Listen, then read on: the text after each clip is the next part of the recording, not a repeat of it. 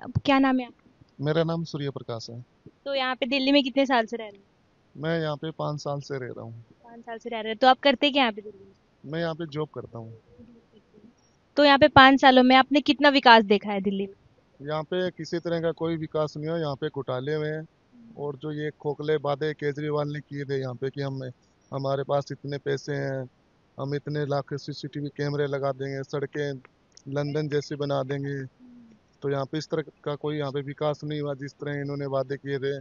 यहाँ पे आप जो उन्होंने बसों के अंदर होम गार्ड लगाए थे उनके पैसे नहीं दिए। सड़कों में इतने गड्ढे पड़े, आप कहीं भी जाके देख लो, सारे गड्ढों से भरी हुई सड़कें पड़ी है। तो यहाँ पे जब भी बारिश होती है तो आप देखते होंगे यहाँ पे दो दो तीन तीन दिन घर से आप बाहर नहीं निकल सकते थे, पानी निकालने का कोई ऐसा सिस्टम नहीं इन्होंने बनाया। बसों की हालत देख लो।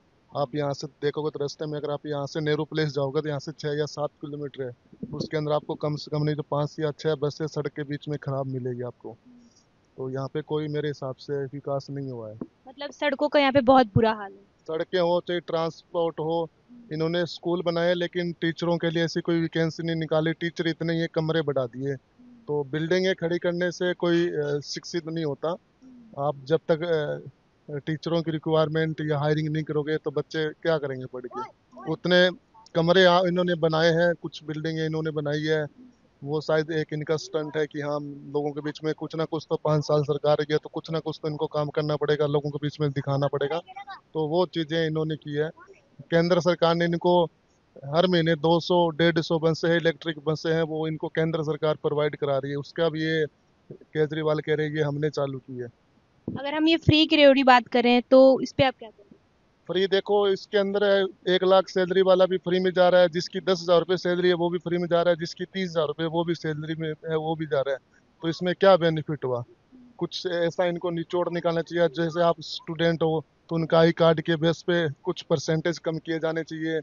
1 लाख वाला भी फ्री में जा रहा है, जो पढ़ रहा है बच्चा वो भी फ्री में जा रहा है, तो क्या ये फ्री का सिस्टम हुआ? तो इसका एक शेड्यूल बनाना चाहिए। जो स्टूडेंट है उनका आई कार्ड चेक करना चाहिए। जैसे कोई घर में 5 या 10 हजार में कोई विधवा महिला है, वो सफाई करने जा रही है, किसी का खाना बनाने के लिए जा रही है, तो उनको फ्री देना चाहिए। ये 5 हजार वाले को फ्री लेके जा रहे हैं, जिसकी 1 लाख रुपए सैलरी है उसको फ्री लेके जा रहे हैं। तो इसके अंदर जो थर्ड क्लास के लोग हैं, जो गरीब तत्व के लोग हैं, उनको नुकसान हो रहा है। मतलब ये फ्री की चीजें नहीं होनी चाहिए। फ्री की चीजें होनी चाहिए, जैसे स्टूडेंट पढ़ने जा रहा है, कोई कॉलेज जा रहा है, कोई विधवा महिलाएं हैं, कोई 5 हजार की बेचारी नौकरी कर रही है यहाँ से जाके कहीं दूसरी जगह, तो उनको फ्री होना चाहिए। जिसकी 1 लाख रुपए सैलरी है उसको क्या फ्री होने की जरूरत है? अगर हम आम आदमी पार्टी की बात करें तो उसको टक्कर देने वाला भी कौन सी पार्टी आपको दिख रही है? उसका सुपड़ा साफ हो जाएगा, उसको टक्कर देने की जरूरत ही नहीं है। उन्होंने शीला दीक्षित का बोला था कि इनके बंगला है उसके अंदर 12 AC लगी होती है। मैं सिक्योरिटी नहीं लूंगा, अपने बच्चों की कसम खा के कहता हूँ मैं कांग्रेस के साथ नहीं जाऊंगा। इन्होंने कांग्रेस के साथ भी चला गया, आलीशान बंगला बना लिया, लाखों रुपए के पर्दे लगा लिए, सिक्योरिटी ले ली, सब कुछ कर लिया। तो फिर आम आदमी और जो बड़ी बड़ी नेशनल पार्टियों के साथ इन्होंने जो अपने मुद्दे लेके आए थे उनमें और इनमें कोई फर्क नहीं है। ये सारे एक जैसे ही लोग हैं। इसलिए मैं चाहता हूँ कि एक बड़ी नेशनल पार्टी को वोट देकर छोटी पार्टियों को वोट ना दिया जाए, क्योंकि ये उनसे ज्यादा एक बीमारी है। नेशनल पार्टी जो बड़ी पार्टी आप बोल रहे हैं, मतलब किसको फिर दें? बीजेपी को वोट देना चाहिए मेरे हिसाब से, क्योंकि देश के अंदर देखा जाए तो एक अच्छा माहौल बना हुआ है, कोई आतंकवादी घटनाएं नहीं हो रही, थोड़ी महंगाई है वो बढ़ रही है, तो लोगों की इनकम है वो भी बढ़ रही है।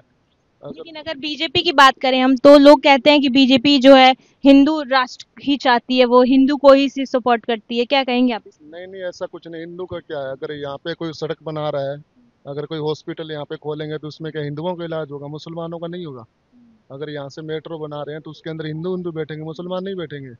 तो इस तरह से जो ये ऊंची मानसिकता के लोग हैं वो ऐसे कर रहे हैं, ऐसी थोड़ी बहुत हवा बनाने की कोशिश कर रहे हैं। मैं चाहता हूँ कि केंद्र में और राज्य में और नीचे जो पार्षद एमसीडी है वो हर तरफ एक सिस्टम की सरकार होनी चाहिए। कोई ये ना बोले जैसे केजरीवाल पीछे बोलते थे कि पंजाब से धुआं दिल्ली में आ रहा है, अब दिल्ली और पंजाब में दोनों में हो गई, तो कह रहे हैं ये इधर से आ रहा है जी, हरियाणा से आ रहा है। अब हरियाणा की भी सरकार इनको दे दो, पंजाब की इनको दे दो, फिर बोलेंगे राजस्थान से आ रहा है जी धुआं। तो मैं ये चाहता हूँ कि दिल्ली के अंदर एमसीडी हो चाहे विधानसभा हो चाहे केंद्र में हो, सारी एक सरकार होनी चाहिए, किसी के ऊपर कोई आरोप ना लगे। जब 5 साल में लोगों के पास दोबारा अगर अपने मुद्दे लेके जाए तो कल को ये ना बोले जी हमारी तो सरकार नहीं थी केंद्र के अंदर। अब केजरीवाल कह रहा है मोदी काम नहीं करने देना मेरे को। तो तो मैं ये चाहता हूँ, मोदी काम करना नहीं चाहता, तुम छोड़ दो, फिर सरकार में क्यों काम कर रहे हो? जब तुम्हारे पास ऑप्शन नहीं है तो तुम छोड़ दो। इसलिए मैं चाहता हूँ कि इनको वोट ना देकर बीजेपी को वोट दें। कल को लोगों के बीच में जाए तो वो ये ना बोले कि हमको जी मोदी ने काम नहीं करने दिया। तो एक सिस्टम की सरकार होनी चाहिए, एक सिस्टम की सरकार होनी चाहिए। ऊपर से लेकर नीचे तक। तो अगर इसमें देखिए कांग्रेस का कितना रोल है? कांग्रेस का नहीं है इतना ज्यादा रोल, क्योंकि कांग्रेस आपस में जो लोग हैं वो आपस में ही लड़ रहे हैं। आपस में अंदरूनी जो उनकी गुटबाजी है उसका उनको साइड इफेक्ट होगा।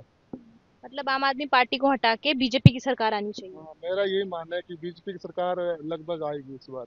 ज्यादा सीट नहीं आएगी, लेकिन हाँ वो अपने बहुमत के पास 35 या 37 या 34 मतलब पहुंच जाएगी। वो जैसे तैसे करके अपनी सरकार बना लेगी, क्योंकि केजरीवाल अभी तक पिछली बार बोल रहे थे हम जी 60 के 60 सीटें जीत रहे हैं। तो इस बार ऐसा कोई किसी पार्टी ने अपना स्टैंड नहीं बताया, वो भी उनको भी खुद को नहीं पता जी कितनी सीटें जीत रहे हैं। तो 10 साल अगर उन्होंने विकास किया होता तो एक तरफा उनकी सरकार आती, लेकिन इस तरह का उन्होंने कोई विकास नहीं किया है। चाहे सड़कों की बात की जाए, चाहे सुरक्षा की बात की जाए, चाहे महंगाई की बात की जाए, सफाई की बात की जाए, कोई यहाँ पे विकास नहीं हुआ दिल्ली के अंदर। तो तमाम जानकारी के लिए देखते रहिए श्री न्यूज़। धन्यवाद।